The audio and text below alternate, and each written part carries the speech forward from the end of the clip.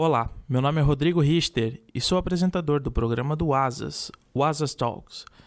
Este podcast do Asas é um programa que tem a finalidade de conversar um pouquinho sobre empreendedorismo e tecnologia nos dias de hoje.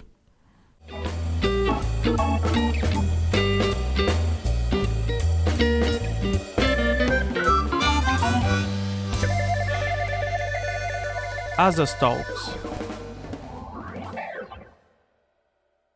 Eu tenho junto comigo aqui na bancada Piero e o Sandro. Vocês poderiam se apresentar, por favor? Olá pessoal, meu nome é Piero, eu sou o CEO do Asas, eu sou o fundador da empresa, então basicamente o que eu faço é garantir que as coisas aqui funcionem.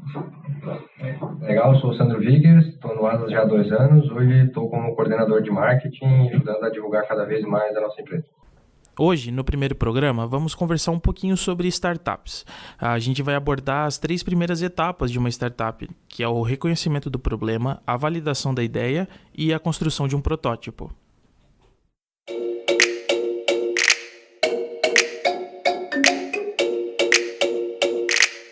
Então, para a gente começar esse bate-papo sobre o assunto das startups, vocês poderiam falar um pouquinho sobre como identificar um problema de mercado? Então, assim, na realidade, o que mais existe são problemas, né? Então, na prática, se você pensar em todos os segmentos da humanidade, existem coisas a serem resolvidas, né? Então, assim, como identificar problemas? Você vive o seu dia a dia com problemas, né? Então, o exemplo do Uber é um exemplo bacana, porque eu tive a oportunidade de conhecer o primeiro motorista do Uber da história, né, na Califórnia. E esse cara, ele é um brasileiro, ele tinha uma empresa de limusines. E o Trevor, que é o dono da Uber, usava a empresa de limusines. E o Trevor sofria para chamar a empresa dele. E quando o Trevor foi montar, a Uber chamou esse cara para ser sócio dele, e ele disse não. E aquela loucura, não vai dar nada. Porque assim, o Trevor e o Uber estavam utilizando como MVP a infraestrutura da empresa de limusines dele. Não era bem limusine, é mais tipo um Mercedes de luxo, os carros um pouco maior, né? Que eles usam lá como limusine. E usava a infraestrutura dele. E daí o Trevor virou pro esse meu amigo e falou assim: olha, eu te dou 5% da Uber pra tu pegar e deixar à disposição os teus carros pra eu testar o protótipo do produto. E ele disse não. E é um dos mais arrependimentos desse cara até hoje é ter dito não pra esse troço. E nasceu de um problema que o cara tinha.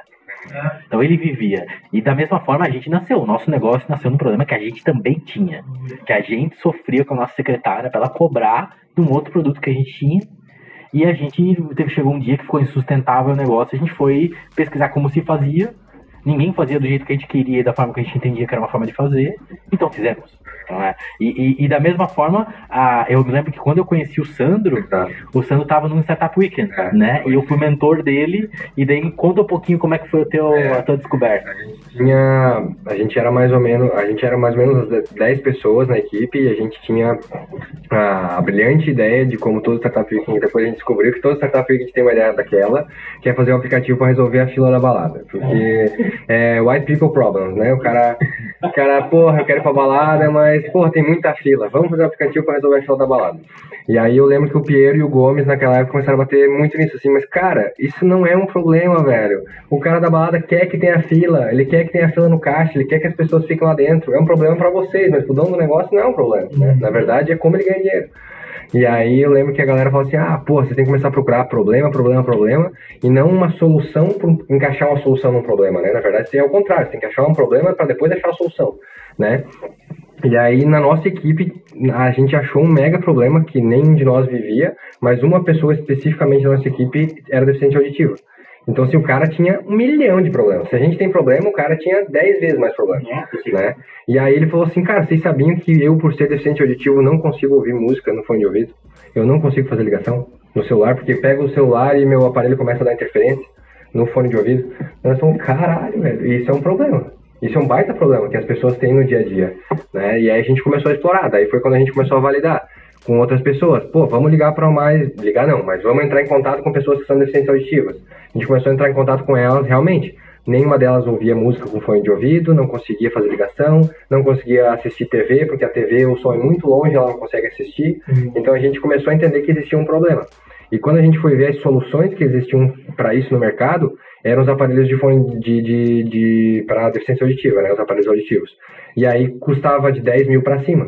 Então, por isso, muitas pessoas hoje têm a deficiência auditiva e convivem com ela, porque o custo de adquirir um aparelho é muito caro. E se o cara quer sincronizar com o celular, aí é um aparelho de 30 mil, não é um aparelhozinho de 10 mil. Existe aparelho que tem Bluetooth, você conecta na TV, conecta no celular, só que daí é 30, 40 mil reais. E aí foi quando aquela nossa experiência da startup lá com a Listen, que a gente começou a entender que existiam formas alternativas de fazer isso, utilizando aplicativos e fones de ouvido mais barato para conseguir fazer a pessoa ouvir. Então a gente desenvolveu depois uma solução para esse problema, mas a gente achou um problema e não tentamos pegar uma vontade, um desejo e encaixar em cima de um problema, né? A startup Weekend é uma experiência boa para qualquer um, assim, né, Piero? Tu já participou, né? Dezenas, já fui mentor, não sei dizer quantos. Já fui a Manaus, ser mentor do Startup Weekend. Já fui a Rondônia. Aonde me chamam, se eu conseguir, eu vou. É um evento bem, acho que te dá bem embasamento, assim, do processo, né? É, porque bate sempre na tecla, o Startup Weekend me ajudou muito, assim, de parar de olhar para soluções e olhar para problemas. Né? Quando tu olha para problema, tu consegue ver que existe demanda. Agora, se tu olha para a solução e tenta achar um problema para aquela solução, tá fazendo errado, tá fazendo de trás para frente, não é assim que se faz. Eu acho que muitos problemas saem dessa questão de logística, assim, né? A pessoa sempre tenta ganhar produtividade através de logística, né? Então, acho que muita coisa vai desse processo. Não, e legal que tu comentou, Sandro, a parte de validar a ideia, né? Com certeza é bem complicado fazer, às vezes, a validação de ideia, porque tu precisa, não depende só de ti, né? Tu tem que entender como o mercado mexe, onde vai afetar isso, e às vezes até se é uma ideia que é um nicho que não é rentável, alguma situação assim. Então, para validar a ideia, quais etapas que você pode fazer? Tem alguma dica, Piero? O primeiro ponto é assim, a partir do problema, de entendido o problema, você tem que validar se não é um problema em que ele é muito superficial. A gente gosta de brincar assim, tu tá fazendo uma vitamina ou uma aspirina. Se é uma vitamina, ou seja, se é um negócio que é legal tomar, mas tu não vai morrer se tu não tomar, não perca seu tempo.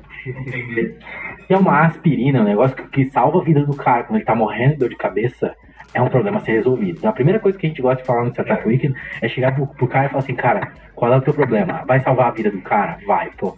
Beleza, a primeira validação é assim, tem valor, alguém vai pagar por isso. Transforma, né? O segundo ponto é assim, a amostragem.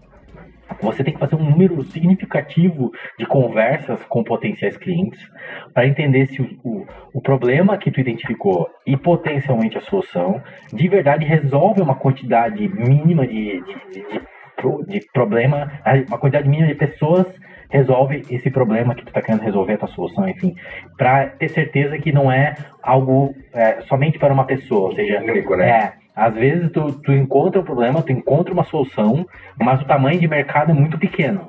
Aí também tu não vai conseguir ganhar dinheiro com isso. Então tem pessoas o suficiente que eram os problemas da Lister. Exatamente. A Lister não foi para frente porque o segmento de pessoas que tem esse problema atingível é baixo. E ainda tem um outro agravante que é um tipo de pessoa que é difícil de encontrar. Exatamente. Então, imagina, para fazer mostragem, para validar, é uma correria. Era um parto, porque mesmo para validar, assim, no Startup Weekend ali, por ser mais didático, é aceitável, né? Mas na hora do vamos ver mesmo, para a gente entrevistar pessoas com deficiência auditiva para entender, para validar até a nossa solução, era um parto, assim, porque, cara, me fala uma pessoa com deficiência auditiva que não tem aparelho auditivo de baixa renda. Aí tu começa a nichar, assim, tu não acha, começa a não achar. E aí tu começava a fazer, às vezes, a convocação pelo Facebook e tudo mais, vinha 1, 2, 3 indicações e morria. Então, é isso que o Piero falou, tipo, ok, no universo brasileiro existem 10 milhões de pessoas com deficiência auditiva. Quando tu começa a pegar aquelas que a tua solução se encaixa, teu mercado addressable market, ele começa a cair cada vez mais. Então, é complicado. E tudo que é muito tailor, às vezes tu vai acabar se perdendo para fazer pros outros, né? Exatamente. Tem que focar no produto. E, Piero, pode contar um pouco como é que foi com o Asas, para validar o teu processo com o Asas, quando vocês estavam lá no início, como foi esse processo? A gente tinha um software e a gente tinha que cobrar os clientes desse software. Aí a gente identificou que era um problema nosso, né?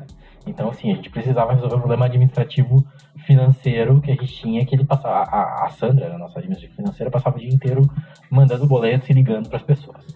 Aí a gente inventou o Asas, fizemos o Asas funcionar e tal. Essa empresa deu certo, virou uma outra empresa. Aí nós ficamos com o Asas e eu e meu irmão decidimos começar a tocar o negócio como um negócio independente. Aí nós nos desfizemos todos os outros negócios e vamos focar no Asas. Durante 7 meses, aproximadamente, a gente testou, a gente fez a validação de mercado para validar se o produto que a gente tinha, que tinha resolvido o problema de uma empresa nossa, ia resolver o problema de outras empresas também. Aí nós chegamos num impasse em que a gente identificou que a gente tinha um tamanho endereçável de mercado de 2.000 empresas na época. Das 2.000, 200 estavam faturando, ou seja, tinham receita. Que eram empresas de software, como a nossa outra empresa, que era uma empresa SaaS.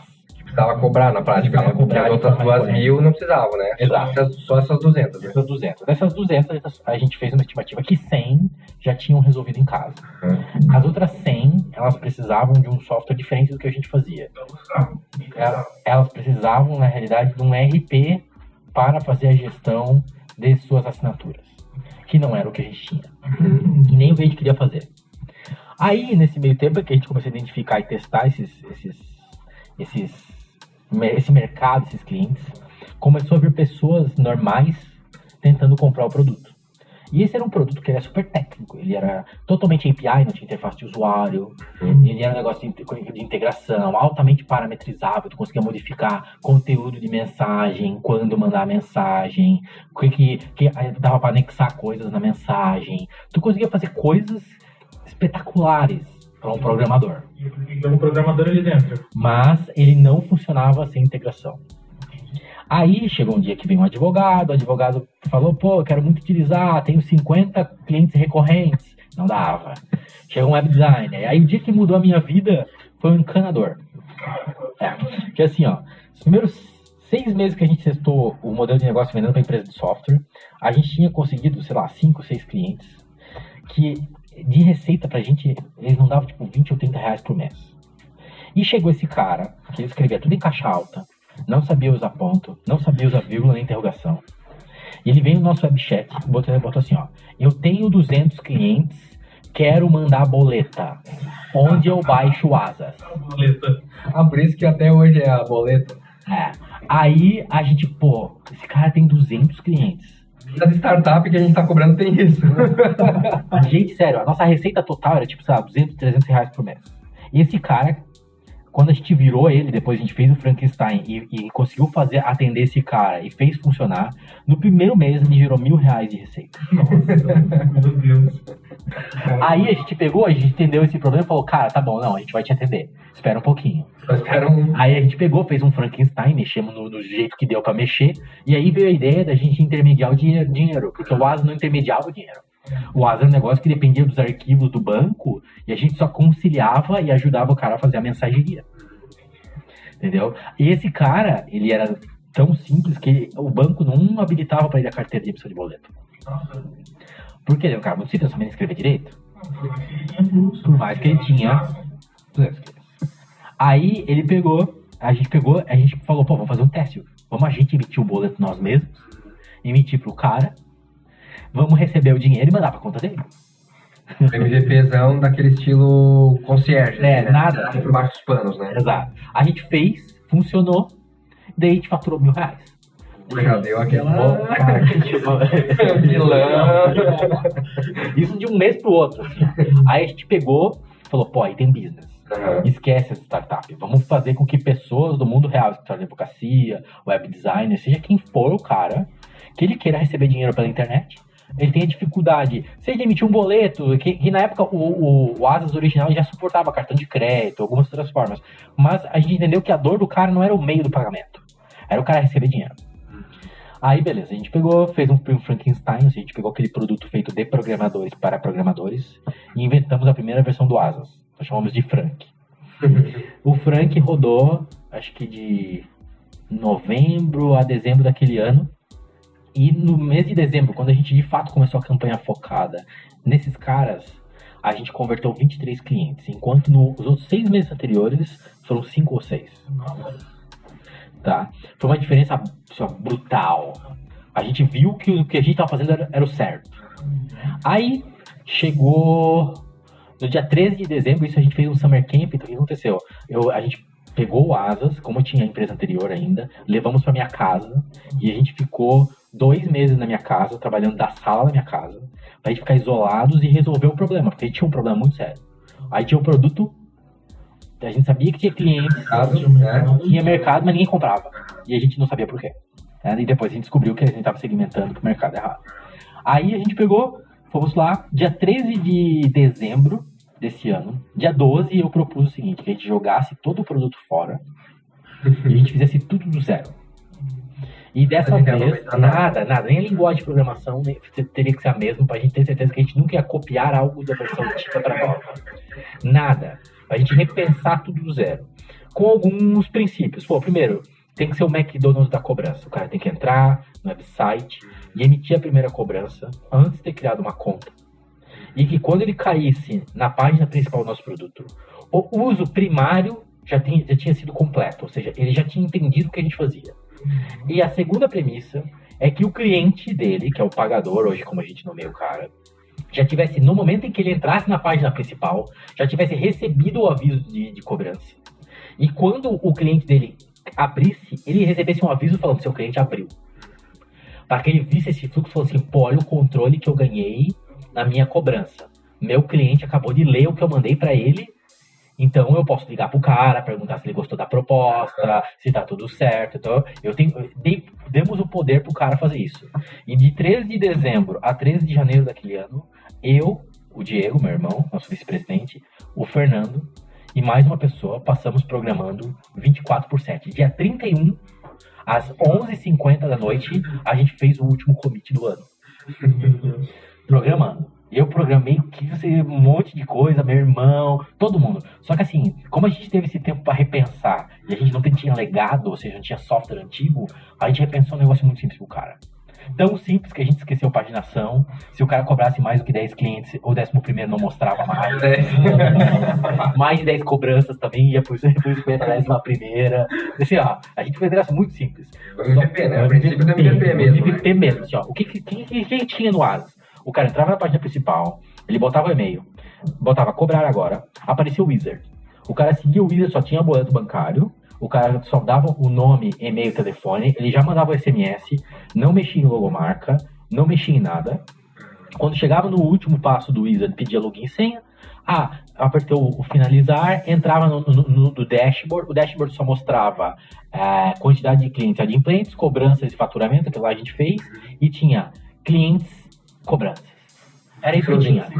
Não tinha configurações, não tinha como trocar senha, a primeira versão, não tinha nada.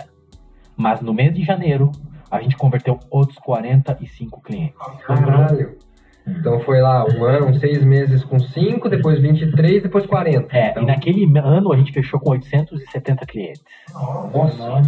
Só por encontrar a dor. E tanto que assim, ó, só pra você ter uma ideia, o Asas anterior aceitava cartão, aceitava integração com o PayPal, para o cara que tivesse o Asas na PayPal, que a gente nem tem hoje.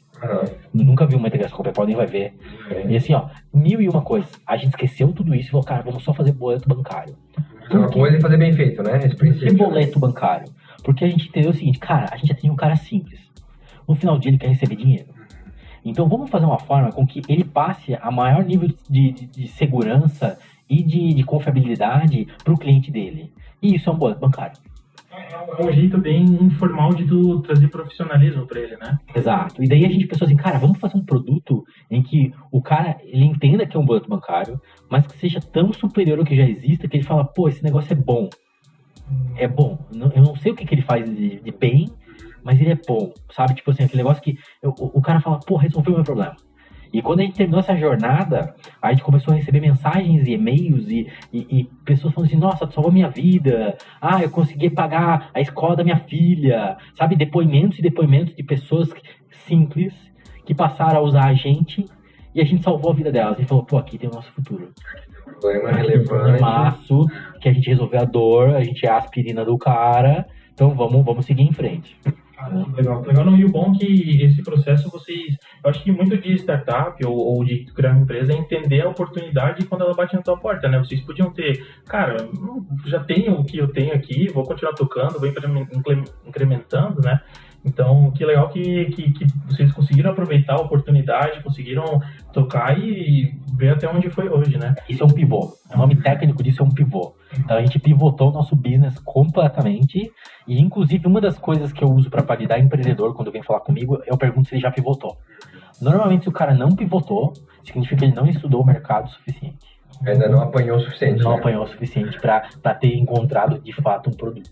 Bacana que assim, né, Pi, nesse caso de vocês tinham um produto já robusto, né, porque já atendia lá a outra empresa, vocês tinham a software house e mesmo assim vocês pivotaram matando um produto velho para começar a testar um produto de novo, né, é interessante isso. E a primeira visão de vocês foi fazer MVP na mão, né, que é o que a galera sempre se perde, né, eu acho que quando tá tentando validar alguma coisa, para validar o cara desenvolve um caralhão de software, e não precisa ser assim, né. O cara precisa, provavelmente, no caso como vocês, vamos fazer cobrança pelo cara, depositar na conta dele e testar esse fluxo manual, né? A partir do momento que você entende que isso vira um business, aí sim é o tempo de você programar, desenvolver, mas já estava faturando, como no caso do Piero aqui, já estava faturando R$1.000, já estava pagando as contas, aí sim ele começa a programar. E que o erro de muita gente que a gente vê até no Startup Weekend é isso. A galera já sai programando sem nem ter feito R$1 de faturamento, sabe? Eu acho que esse é um grande ponto, assim, também na validação de MVP e negócios, assim. De que vale a pena você desenvolver porque tá tendo dinheiro. Não, legal. E tu comentou até, Pedro, que vocês ficaram 2 meses lá, pararam na tua casa, programaram, botaram tudo na parede para entender o que está acontecendo. Vocês, em algum momento da validação, até no processo de MVP, vocês usaram algum Canva, algum processo para ajudar a validar, para organizar tudo isso? Depois que a gente fez o pivô, aí a gente foi criar o plano de negócio, porque a gente entendeu que a gente tinha encontrado um problema, uma solução, e a gente tinha cliente. Aí a gente foi criar o tal do plano de negócio. Quando a gente foi criar o plano de negócio, aí a gente pegou um Business Canvas, e até final daquele ano, o plano de negócio era o Canvas. Ou seja, não tinha um documento que dizia nada. Tinha o Canvas lá bonitinho falando, ó, nosso cliente é esse, já encontramos o cliente, nosso fornecedor é o banco, é tal coisa, nossos parceiros são esses daqui, a gente ganha dinheiro cobrando boleto, a gente paga pro banco isso. Então a gente entendeu e a gente estruturou, porque assim, ó, o Canvas faz sentido depois do problema e solução encontrado. Nesse momento que tem problema e solução, que já tem alguns clientes, aí tu tem que, ao invés de tu partir pro plano de negócio tradicional, aí tu faz um Business Canvas. Entendeu? Pra matar tempo, pra não perder tempo com coisa inútil. Legal. Porque eu lembro na faculdade, a gente fazia muito exercício de Business Canvas Model, né? E, cara, você fica chutando post-it na parede. Praticamente é isso. Eu vou fazer isso aqui, eu vou ter esse fornecedor, eu vou ter esse cliente, mas você não sabe. Na prática, o que você tem que fazer já tem o cliente, você já vai com um post-it, mas você vai com aquele post-it certo. Não, o meu cliente é o microempreendedor, o meu fornecedor é o banco. Eu lembro que na época a gente botou os nomes dos caras, tipo assim, esse aqui, eu lembro do cara, mas sei lá o que, esse aqui é o encanador, esse aqui é o advogado, a gente botou assim, esses aqui são os nossos clientes, a gente identificou, tanto que quando a gente começou não existia o conceito de microempresa individual, não existia a MEI ainda. A MEI foi 2012 ou 2013, se não me engano, e foi a lei. E daí o Cefaz abriu a abertura meados de 14. Então, assim, a gente começou ainda não tinha. Lá no final do ano que foi começar a existir a possibilidade de tu abrir uma MEI. Ou seja, esse cara era informal mesmo, né? Ele não era nem... Nada. Zero. E daí nós fomos entendendo por que fazer isso. Tanto que, assim, as primeiras vezes, a galera dizia que a gente ia ser preso. Que a gente estava intermediando o dinheiro das pessoas, sabe? Tipo, tinha umas coisas assim, daí, tipo, talvez seja um problema. Talvez seja verdade. Contratar advogado, daí tipo, advogado vai nos ajudar. Vamos ler a legislação, vamos fazer o tal do Know Your Customer para processo de fraude e risco. Então daí a gente foi aprendendo e assim, e foi se embasando para conseguir construir o que a gente construiu hoje. Mas no começo todo mundo dizia que, e como deve ter acontecido com o Trevor do Uber, assim, você vai ser preso. Tipo, deve ter acontecido a mesma coisa. É legal. Mas faz parte do business.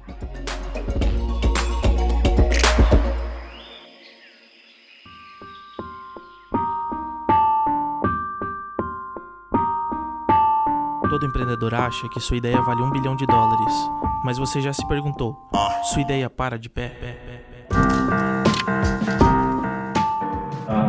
assim, a gente vê muito em Startup Weekend, né? Então, assim, os padrões se repetem. Por exemplo, assim, tu achar que o que o Sandro já apontou, mas faz sentido. Tu achar que o teu problema é um problema do dono do estabelecimento. Então, assim, coisas clássicas que são problemas que não são de verdade. Fila de balada. Pagamento no caixa. Pagamento em caixa. Todo mundo que sempre quer Todo tirar mundo caixa. acha que assim, o cara quer pagar no telefone e vai ser melhor. O dono do caixa quer que tu fala pagar com ele. Porque ele quer conversar contigo, ele quer saber quem tu é. Ele quer saber se tem movimento. Quer saber se você não achou nada na loja, se tá alguma coisa faltando, se você foi bem atendido, né? Tem uma série de coisas que envolvem isso. Envolve. Então, assim, eu acho que o processo de construir o MVP é tu de fato conseguir identificar um problema e que esse problema seja um problema também para a pessoa interessada. Então, nem sempre um problema, o problema existe. Existe uma solução, mas não existe viabilidade econômica, que é um ponto a se levar em consideração, que é assim, não tem ninguém disposto a pagar para resolver esse problema. É o clássico caso do dono da fila da balada. O problema existe, fila é uma merda. A solução existe, tu poderia comprar pela internet. E seria lindo, e tu poderia entrar e sair sem pagar falar com ninguém. Mas a viabilidade econômica, que é o stakeholder, que é o cara que tem que assinar o cheque, ele nunca vai assinar esse cheque, porque isso vai contra o que é bom para ele.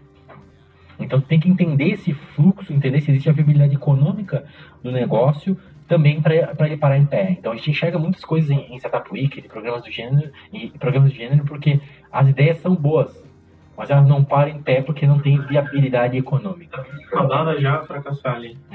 Então isso é sutil, sabe? E às vezes tu tem que testar algumas vezes até entender, mas né? Existe um conflito de interesse, né? Porque o pagador não vai querer pagar.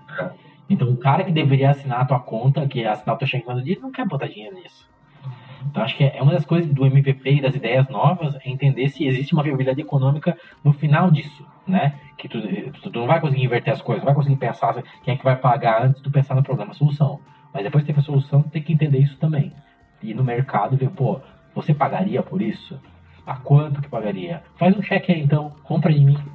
Porque também é muito fácil o cara falar, pagaria, legal, de boa, mas aí quando o cara vai tirar dinheiro do bolso, já era. Então assim, validar, tem que vender, tem que tirar o dinheiro, ver o cara tirar o dinheiro da carteira. Aí o MVP de fato pode estar validado. É uma variável, né? Então assim, é um processo de a recíproca não é verdadeira, né? Então, existe um processo de validação de show me the money, né? Tipo assim, paga por isso, que é importante também. Outras coisas é assim, tem vários problemas que às vezes parece ser muito simples de resolver, mas que na prática as pessoas subestimam. Então eu te dou alguns que as pessoas vêm falar comigo, principalmente pessoas que não são da área de tecnologia, né? Eu vou fazer um aplicativo onde tu chama qualquer tipo de prestador de serviço. Essa é uma clássica. Clássico. E eu tenho que explicar pra pessoa que assim, cara, mas tu entende que contratar um pintor é absolutamente diferente de contratar um pedreiro. Um diarista. Então, assim, não é que a tecnologia resolveria? Talvez.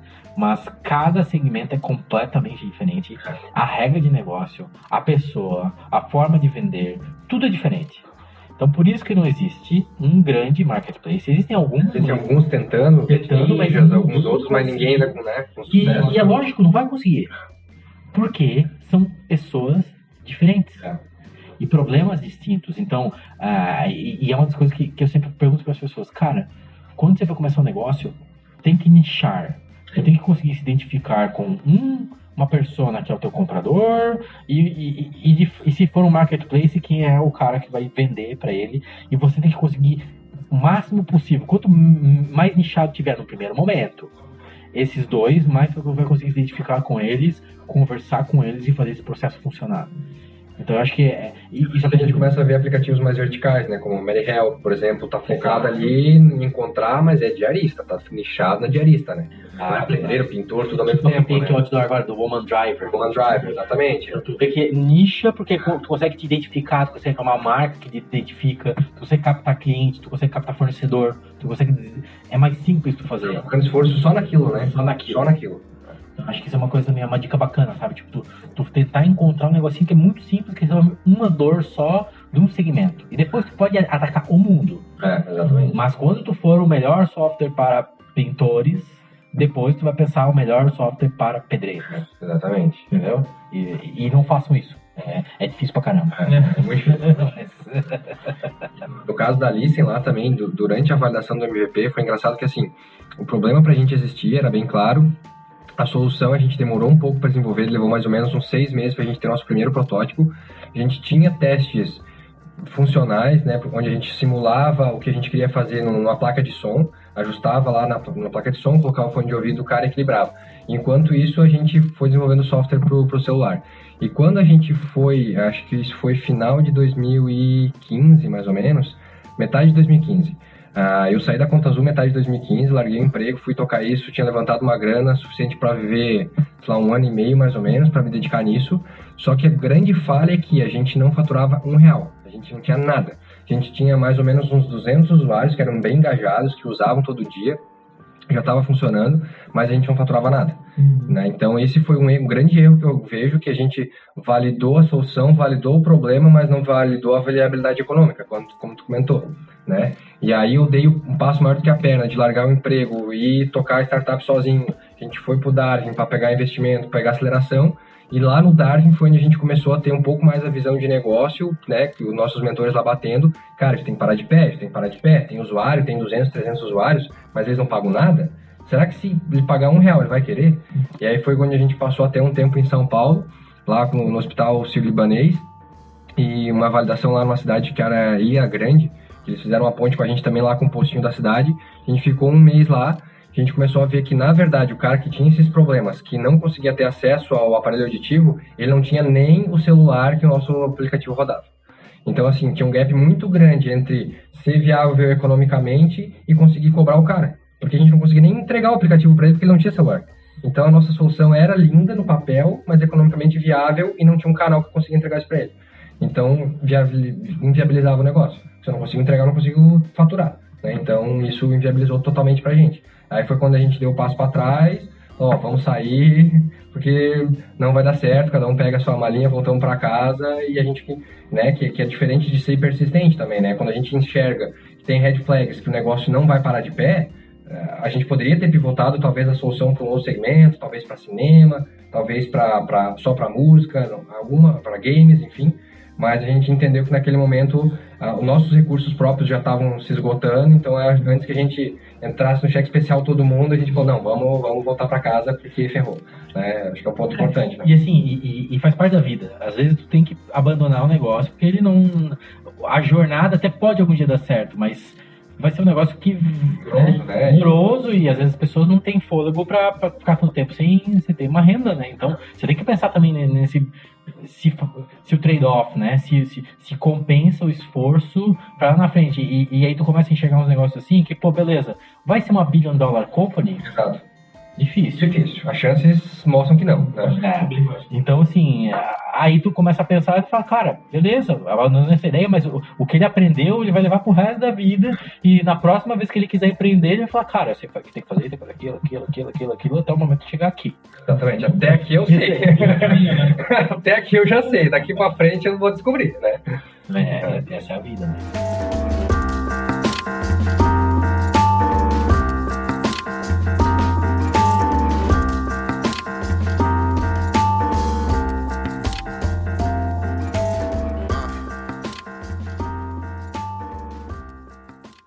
Esse programa foi produzido e distribuído pelo Asas. O Asas é um software de gestão financeira. Ele oferece a você ferramentas para você profissionalizar suas cobranças, como boletos, cartões de crédito, antecipações, o próprio cartão Asas, entre outras funcionalidades. Fique ligado, se você quiser mais é só você acessar o site www.asas.com.